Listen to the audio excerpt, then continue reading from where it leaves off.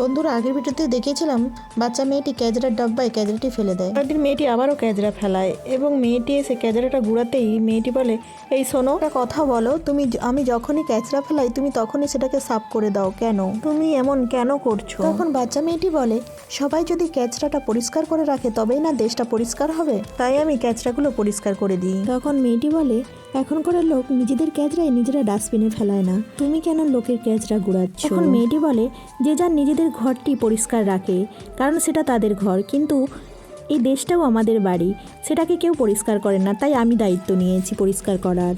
এটি আমার বাবা মা আমাকে শিখিয়েছে, তাই থেকে আমি এই কাজটা করি, আর এর সাথেও আমি পড়াশোনাও করি। তখন মেয়েটি বলে, আমাকে ক্ষমা করে দাও, এরপর থেকে আমি আর এই কাজ করব না, যেখানে কেচরা দেখবো সেখান থেকেই ডাস্টবিনে ফেলে দেবো। এভাবে আপনিও যদি দেশের কথা ভাবেন তাহলে দেশ সাফ হয়ে যাবে।